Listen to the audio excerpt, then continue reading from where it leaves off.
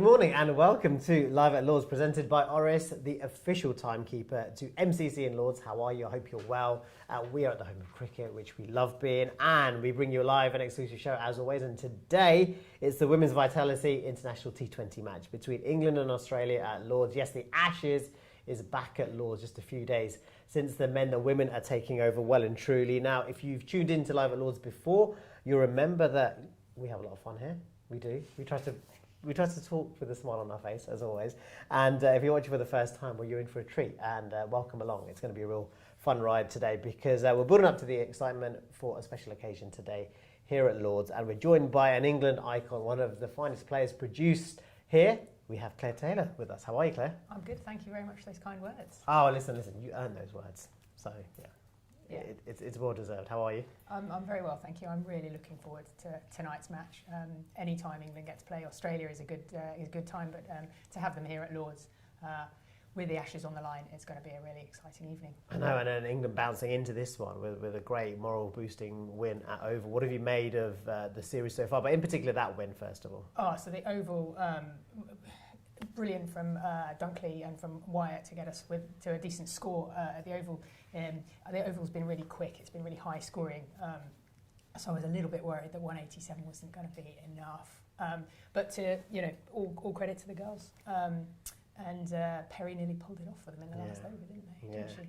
Yeah, and the interesting thing is with that as well, with the spinners coming into the fore, which I thought was really important, but also I suppose I think it was the highest international T20 score England have made against Australia, which again adds to the confidence and adds to the morale going into this one.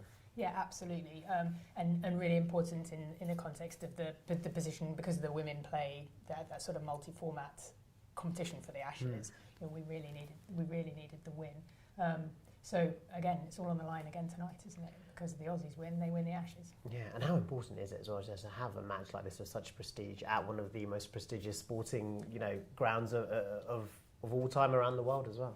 So with one of my post-cricket hats on, I'm very heavily involved at the MCC, and since I've been on cricket committee, we had the odd match here for the women every few years or so, but it's really great now that we can see the women play at Lords every year for the next sort of 5 years or so. Yeah, I mean, we are expecting 20,000 people here turning up at the home of cricket today. I mean, that's just unreal. It must make you think, gosh, as a young girl, would you have ever thought that women's cricket would get onto a platform like this with so many people, with so many eyeballs? Oh, it's amazing. And in different places in the world, so you could go to India and you could play in front of 30, 40,000 people. And then, when I was playing, you would come back here and we would play at some grounds in front of 1,000 or maybe 2,000. And they were great fans of the game, great supporters, but the noise that's created and the excitement that comes from being in front of a big crowd, it just takes the game to the next level. Yeah, and also with so much on the line as well. England trying to stop Australia from winning the Ashes at the home of cricket, England trying to keep it alive as well. When you're playing also here inspired by the history, but also the amount of people who watch it, what does that do for a player? I guess it can have two impacts. In one sense, you can get awed by the fact that this is an amazing ground that, one of those moments of inspiration for me as a young player was in 1993 when I came here to the World Cup final and England beat New Zealand. And so that was a great ignition moment for me. But also it is the home of cricket. So there's that both that inspirational aspect of it, but that awing aspect of it as well. So you have to sort of work through that and come through that with confidence, I think. And for you in particular, special memories here. The highest individual one-day international score ever scored by anyone at Lords, 156 against India back in 2006. Just your memories of that day. And would you have believed that such a record would stand for such a long time and continues to do so? It does. And every year, I think that somebody will take it from me, whether it's a man or a woman. So if I think back to 2006, actually, it was probably a bit like this. There was rain in the air and we didn't get to start on time. But actually that was quite nice because it meant that we got a little bit of extra time in the morning. I could go and see my mum and dad who'd come to watch the game. I could go and see some friends and just relax into it a bit more. So there were a couple of of chances that didn't get taken in any innings like that. There will be, but yeah, I had 2 great century partnerships with Laura McLeod and with Denny Gunn. So yeah, I really enjoyed that day. And how challenging is it as well with the slope and the history and everything associated with it, and such an occasion as well? Because at the time, people would have been super excited to say, okay, we're playing at Lord's.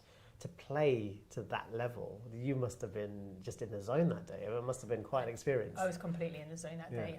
And of course, I played here before I got on my first series that I got to play for England. I got on as a 12th man at Lord's, so that was dead exciting. And then, you know, I scored a 50 here. So it all does build up, and you get used to the slope. It is noticeable.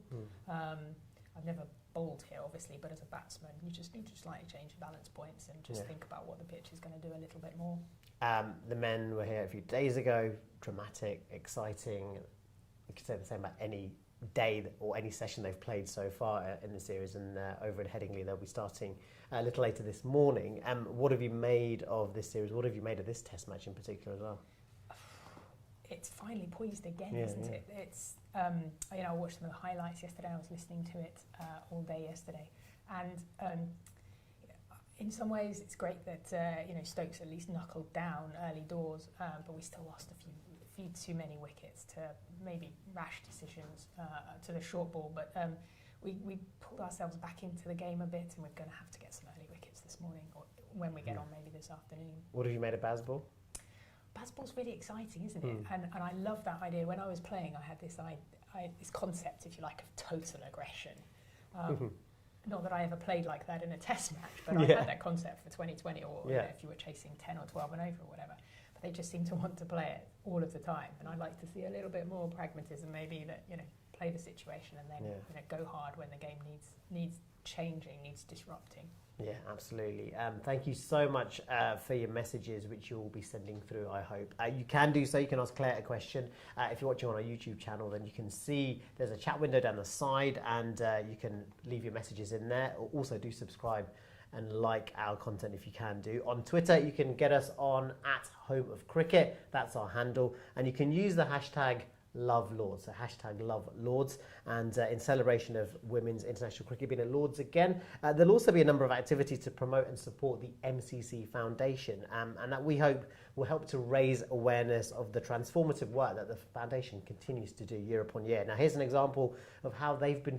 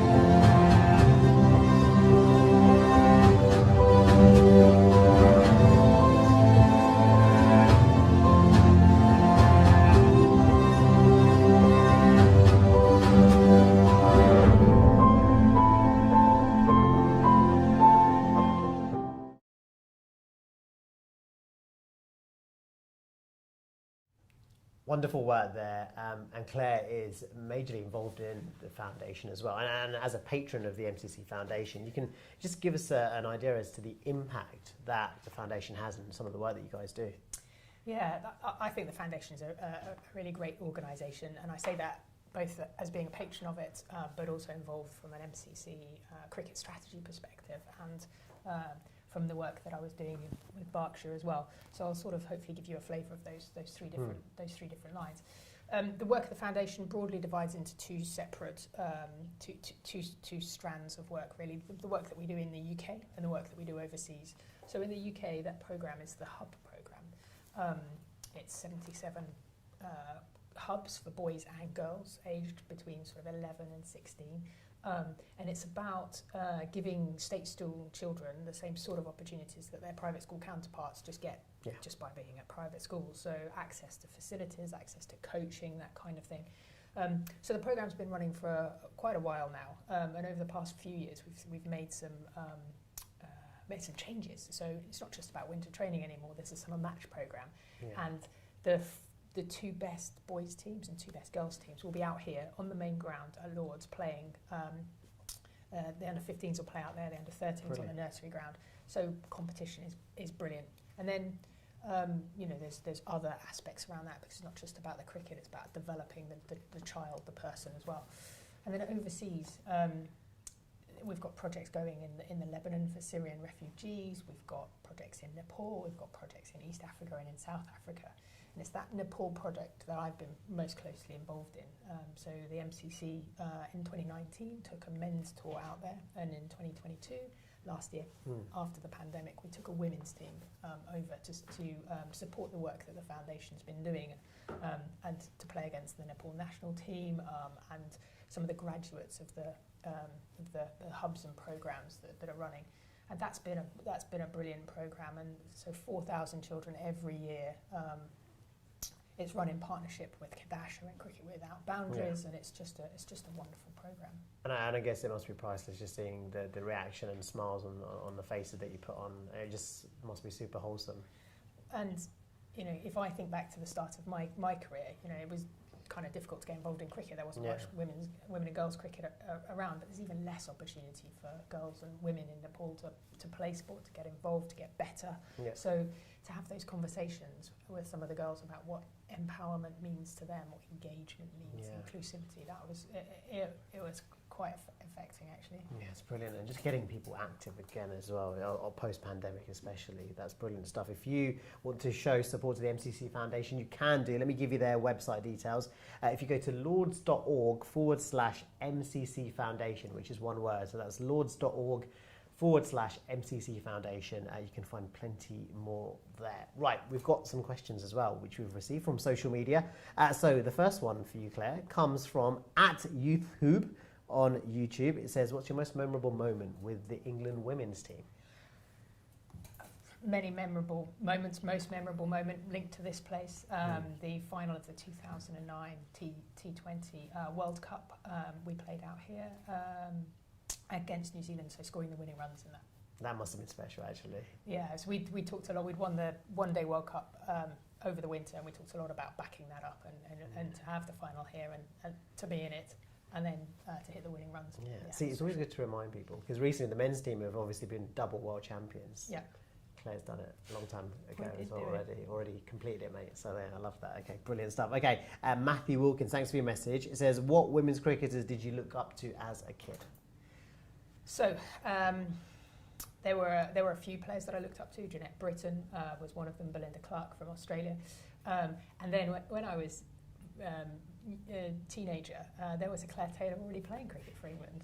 Claire Taylor from Yorkshire, who played football as well for Liverpool ladies and England women's football team. So there was a ready-made heroine with my name already. That. So, and I got to play cricket with her for a number of years, and we're good friends now. So yeah, love that. Yeah. Also, we've got some more questions coming in as well. From Jack Meaden, it says, were you superstitious when preparing for matches? Now, I know cricketers are very superstitious. Well, batters in particular, I guess, when it comes to what pads you're putting on first. Yeah, always the left one. Yeah, always the left one for you. Any other superstitions? Left shoe, yeah. So there was definitely a sort of pre-match, the night before routine of making sure that my kit was ready and ironed if it needed to be, or clean, and that the bag was packed ready, so I didn't have to worry about forgetting anything the next day. I was always used to have those dreams of walking out with no pads on because I'd forgot them. But anyway, so yes, some superstitions about that. And then one really strange but good superstition: if I ever saw a butterfly anywhere near the wicket, things were going to be good that day. Really? Yeah. I had no idea why, but that's superstitions are like that, isn't it? I didn't look for them, but if a butterfly came down and landed on the. So would it just mentally calm you then? Yeah, was that what it was? It's going to be a fine day. It's going to be a fine day. I love that. Okay, butterflies. Chaos theory and all that. The thing is, I've seen so many butterflies over the years, and it didn't stop me from getting ducks or getting getting embarrassed. But it's okay. It's fine. superstitions we've got. Right, Hari Govind on YouTube. Thank you for your message. It says, what is your favourite Ashes memory? I mean, how many did you have to pick from? That's so many, I can imagine. Yeah, so the first, so I played in a few Ashes matches. We were in the early start of my career. We were always way behind Australia. You know, just they were dominant. And so I'll go to the winter of 2008-9. We played at Barrel, which is the Don Bradman's spiritual home in Australia. And we won the Ashes Test match. The Ashes there, basically. Wow, that's special. And again, winning runs, so all cool. But Isha Guha bowled amazingly well in that match and took 9 for her. So yeah, it was a really good. Isha's a friend of mine. I always tease her, so that's something I'm thinking she's going to throw in my face next time. Now she's seen 9 for Ashes. Yeah, player of the match. Love that. Ashes win. Yeah. Nice, Ish. Well done. Okay, cool. So one more before we have a pause for more questions. What is your biggest piece of advice for a young cricketer? Aaron, thanks for your message with that one. Oh no, this is a difficult one, isn't it? Obviously, you know, you've got to work hard at your game. Yeah. But I would say that the key thing for me that made a big difference, and a couple of different points in my career was, you know, for a long time I tried to be really good in the same way that other people were really good. So just tried to mimic how they batted or how they played. And that can only take you so far. And I think you need to think about your own sort of, you know, use that word authentic or whatever, but yourself and how you're going to be the best cricketer you can be. Because that'll, I think, take you further forward than just trying to be another version, probably worse than somebody else. I know, because I think the biggest challenge is you can watch someone, let's say in the 100, you see Alice Capsey just playing brilliantly. You could see someone playing, I don't know, reverse scoops or whatever, and then thinking, right, I need to play like that. But then to sort of know your own game and just know what your strengths are, that's hard. Yeah. I was growing up and Charlotte Edwards was, you know, a couple of years ahead of me in the England side, and she was brilliant. But there was no way I was going to be any good trying to play like Charlotte Edwards. So, that's an interesting point, that one. Lovely. Excellent. Thank you so much, guys. Keep your messages coming in. Again, the hashtag is LoveLords. Our social media handle is @HomeOfCricket. So it'll be great to just keep them coming, and we'll get some more to Claire before the end of the show. So back to today. We spoke to Lauren Bell. Now, Lauren Bell, one of my favourite seamers at the round at the moment as well, uses that height brilliantly, doesn't she? She's been talking about the prospect in playing in front of a packed Lords here at the home of cricket a little later. Yeah, I think we've taken this series one game at a time, and I think that's just the plan. And obviously we've poked the bear now. We've got a win under them, but I think it's given us a big lift to know that we can beat them. And we've just got to start again and go again on tomorrow. Yeah, I think after the first 2 games we had the belief that even though we'd lost, we could beat them, because we'd got so close and we were really getting there. And I think it's really given us a lift that we can get over the line, and we know how to do it now. But obviously they're a great team and they'll come back stronger tomorrow, no doubt. I can't wait. Obviously I missed out last summer, so I mean, hopefully the team hasn't come out yet, but hopefully I'll be playing tomorrow. And it's so exciting. I think it's obviously such a prestigious ground to be playing at. Great to hear from Lauren Bell and Claire becoming an important part of this Ashes team, this women's team across formats, and especially when you've seen some real legends retire and leave, the likes of Shrubsole and the Silver Brunts, of course. It makes it interesting to see how she's going to now start becoming the spearhead of an attack. So Lauren Bell's a really exciting player. As I said, heavily involved in Berkshire, and Lauren's come up through, chance to shine and all of the Berkshire programme. So I'm really excited to see her play here, today. But she has got to take the new ball, spearhead that attack now. It's been a bit expensive so far in the series, so I think she'll be, really keen today to have a really good outing at Lords.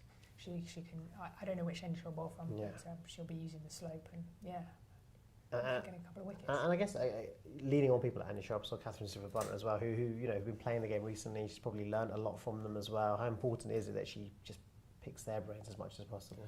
Oh, we never stop learning as cricketers. Yeah. I'm still learning as a cricketer. I'm still watching the game, whether it's the men's game or the women's game, to see how people make decisions and stuff. So as young players, that's another great bit of, advice, I guess, is always be curious. Yeah. And those greats will have come through some real tough times in their game, so they'll have plenty of knowledge to share. Yeah, absolutely. Right, we're going to take you on a short trip down memory lane now. The last time England women played here at Lord's was in front of another packed crowd. I remember being here against India last year. And who can forget the dramatic ending to this one? Let's give you a little bit of a rejig of that memory.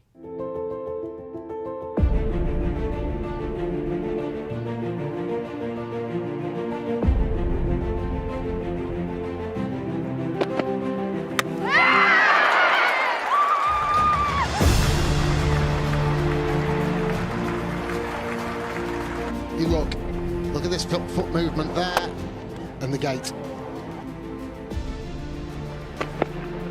I think it was pad first. Trying to work out is it pad first, and that's what Amy Jones has just asked someone. Okay, I'm confident that that is now pad first. If we can go on to ball tracking, please. Pitching outside off, the impact is in line, and it's hitting the wickets. Well, what a good review that was.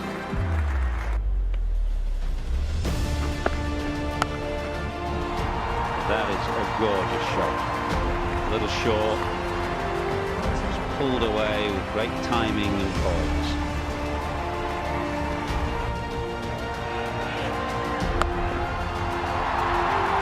There's the half century. Smriti Mandana having a fantastic 2022. The 7th time she's passed 50 this year.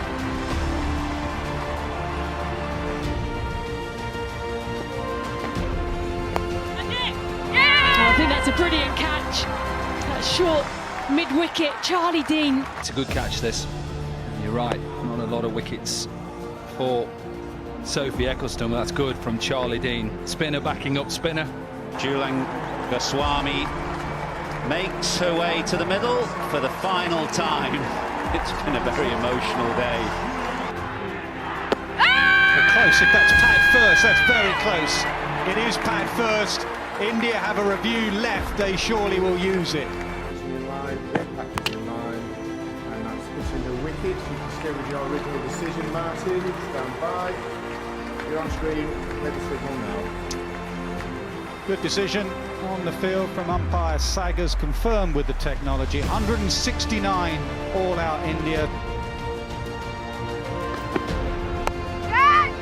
Driven in the air, just past extra cover and timed beautifully. Really nicely timed, and Emma Lamb picks up her 3rd boundary, going well.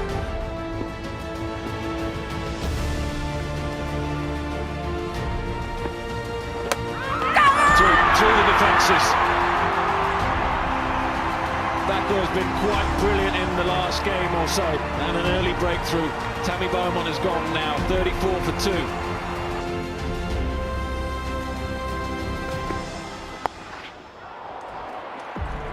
Helped on its way, and no cover because the deep fielder is more deep mid-wicket, so good use of the wrist, not quite the accuracy on this occasion. You can see what she's trying to do, go at the stumps. In the air, gone. Chipped to backward point. 7 down now. And Deepti Sharma, you can't keep her out the game. Runs and now a wicket. Down the pitch, straight over the bowler's head. Will it go for 4? It does. 29 needed for England.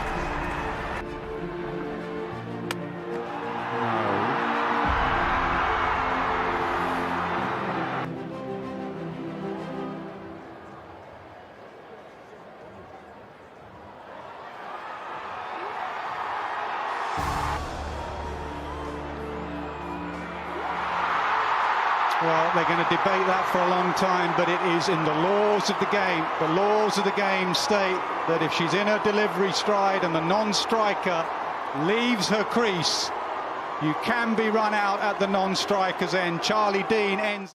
And what a dramatic ending to that match. Now, Claire, I remember it very clearly. I was very fortunate to be a guest in the MCC box just over there. So I had a good view of it, literally in line with the square leg umpire. How about yourself? Were you there? Do you remember it? Yeah, I was over in the pavilion watching the game. And it was getting tight, wasn't it? Yeah. I mean, Charlie Dean, and she could have won it for England, and we saw, you know, later on how much she'd been walking down and just completely oblivious to when the bowler was actually bowling. So yeah, it was a controversial dismissal, and it's caused quite a lot of conversation. There have been another few dismissals like that since then, but you know, hopefully we've tightened the law up now. So yeah, and that's the thing, isn't it? That there are cricket laws which, again, you follow and you hope are carried out correctly. We saw last week just here over our shoulder all the controversy regarding Johnny Bairstow, and that's something which is so nebulous. The spirit of cricket. It's so difficult to pin down, you know, one person's opinion against another person's. Yeah, absolutely, and it's something that we discuss quite a lot in cricket committee. It's, you know, part of our remit, this idea of spirit of cricket, and we look after the laws of the game as well. And so you don't want to have a law for every single situation that could happen. I mean, there's 47 or however many of them already. So you have that kind of nebulous concept of playing the game, you know, fair but hard. And I think, you know, that's what we want from all of our cricketers. Yeah, absolutely. Well said. Right, we're going to get to more of your questions before the end. Do keep them coming. #LoveLords @HomerCricket is our social handle. But again, we have a big game. Women's Ashes were actually created here at Lords as well. It's a special anniversary, which we're marking today as well. Claire Connor has been talking to MCC President Stephen Fry about this event.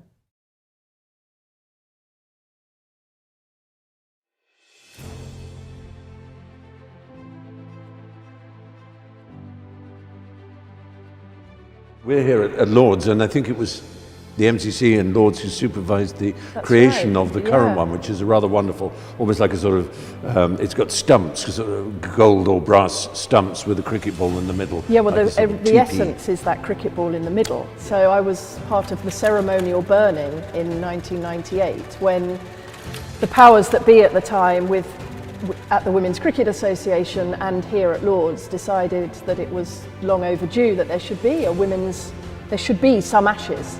And it should, as it were, rhyme with the men's one, which is famously is called the Ashes because something was burned. That's right. The so we bales had in the Harris Garden, both teams in 1998. So it was my first Ashes, and some dignitaries and people from MCC. We burned 2 bats that had been signed by those 2 teams to create our own Ashes, and they're then housed in this wooden cricket ball.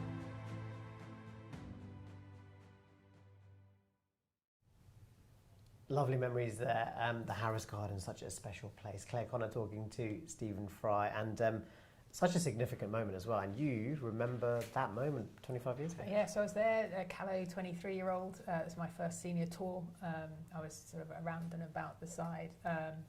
Second gloves to Jane Kassar. And so I was there when we had the walk and we burnt the bales. Love that. And just the significance of what can, I suppose, be marked today as well, because it's there's a special ceremony taking place at the Harris Gardens this afternoon, which will be lovely. Yeah, so 25 years. Hopefully, some of my colleagues, former players, will be around to mark that. And you know, back then the Ashes was only about the Test matches, and now it's about that sort of multi-format structure. So I think that's been a really good change in the game, actually. Yeah, and I think there's been a lot of chat recently as well that the women's team have not played a Test match here at the Home of Cricket Lords yet, and hopefully that's something we'll likely to see in the future. Yeah, so that's something that came out of the ICC report. I think we've got something scheduled down for the sort of 2026, something like that. So that's definitely something to look forward to. You know, we've had the change this year, going from 4 days to 5 days in the Test matches. And yeah, I'll be back here in 2026. Looking forward to it. That'd be brilliant. Well, obviously there was so much talking going on here at the Home of Cricket just a week ago. The men's Ashes taking place at Headingley, the 3rd Test currently over there, 116 for 4 in the second innings. The Australians with a lead of 142 at present, and the second men's Test here. Well, gosh, so much to talk about, so much to pour over as well. Here's a quick reminder of dramatic 5 days here. Good morning and welcome to Lords.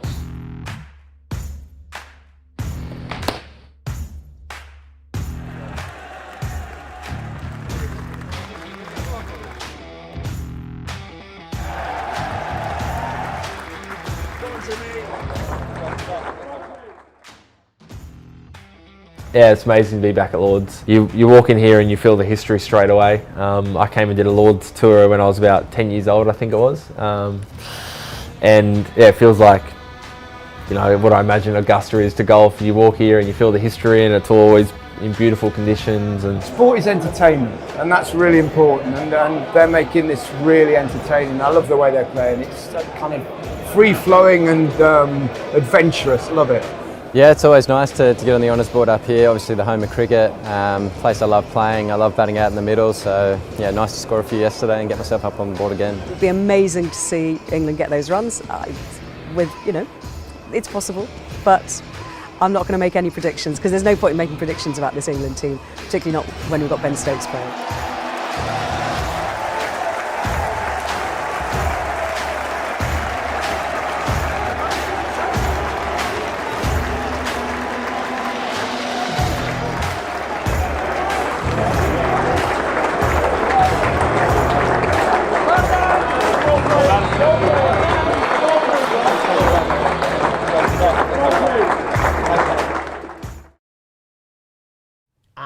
Some great footage there behind the scenes. The MCC team here, who I work with, they just provide you some amazing content which you probably don't usually see on socials as well. So go to the YouTube channel and make sure you go and check out more of that as well, especially Johnny Bairstow, that firm handshake as well. He was not a happy boy. No.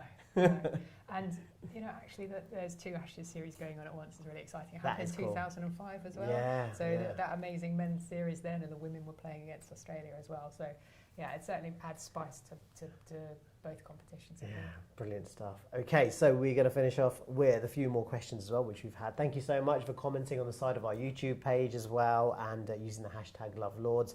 This one has come in from Firefox360. It says, what cricketing warm-up exercise did you dislike the most? Now that's a random one. What did I dislike the most? I didn't mind warm-ups too much. Cricket badger. It was decent. Loves everything about it. Do you know, one of the things I didn't like doing too much was actually facing real-life bowlers. Yeah. In the warm-up for a game. Oh, really? My routine for preparing for batting was just very, very specific stuff. I didn't need too much. Throwdowns? Just some underarm throwdowns, get the feet moving. I didn't want to do anything, you know, with actual bowlers at that point. Didn't need to. Okay, interesting stuff. Mine was just warming up, literally warming up. So like running, like didn't like that. Laps, do some laps, do some laps. Like, gosh, like when you're at school cross country, you can like hide somewhere and find us. Here, you just know what you can. There's no hiding place. So yeah, there's a long way to walk here as well. Yeah. Between the changing that is true, and the practice facilities. Absolutely. Mike on Facebook says your favourite female cricketer of all time. There is one in particular. Just one would be Debbie Hockley from New Zealand. So I talked a little bit earlier about not wanting to be a duplicate Charlotte Edwards or Jeanette Britton. But in Debbie Hockley, I saw someone who played the same sort of game as I did, who wanted to hit 360. She's gone on to be president of New Zealand cricket now, so you know, in cricket and in life. Quality, that's brilliant. We also had one from Triple R. Which skill is the most important for a batter? I'm going to go back to that, being able to hit it 360, I think, because the opposition captain is going to set their field, so you need to be able to hit a ball that lands in one spot, at least 4 or 5 different places, using different shots and different configurations of your body, so that ability to hit the ball all around the park. Okay, so to finish off with, a huge game tonight. How do you see it going? Must win, I mean, obviously it's a must win for England. So heart says England win, head says very close match. I think what's going to be important as well is how they can just bring that momentum in as well. How much the crowd will play a part as well today. Yeah, I mean, the crowd's going to have a big part, so hopefully the crowd, 12th man, we've got 12 on the pitch. 12th woman. Yeah. Anyway. Absolutely. Right, and if I'm going to say to you, someone has to get on the honours board today. Someone has to put in a special performance. Who could that be today? Honours board. Well, listen, Sophie Eccleston's been brilliant. Yes. In terms of their team, Healy will be disappointed she got out so early in the chase, so I think she'll be dangerous today. And Gardner from them on the bowling side, and then Knight will want to score some runs. I think today. Knight is due. Wyatt's in good form, so we'll see. It's hard to hit. It's hard to get on the honours board in a 2020 match, but we'll see. Yeah. And I guess when it comes to the honours board, obviously it's not one for the T20s here as well, but when it comes to like just being here and being a part of this special ground and having your name there on something like an honours board, like what is that like as well? Because your name's etched in history effectively here, isn't it? Yeah, and it's so, and having never had that, to be recognised, you know, to have a poster up, a big photo, to be on the honours board, you know, to have the women's game remembered in the museum of various places around this ground. It's recognition of the great women that have played, and now the growth of the game. That, you know, the players do well, they'll be on the honours board. Love that. Most important question: have you enjoyed being live at Lords? I've had a really good time. Thank you for making it so much fun. Oh no, I think it's been a pleasure having an icon here with us again. Brilliant stuff. Thank you so much for all your messages that you've been sending through. And sorry to get to all of them, but do keep sending them and following and liking the content on the YouTube, Facebook, Twitter as well. And keep an eye out for future Live at Lords shows too. Claire, thank you so much for coming along. I'm Ankur Desai. I've enjoyed myself again here at the Home of Cricket, and we hope you enjoy a brilliant Ashes game later here.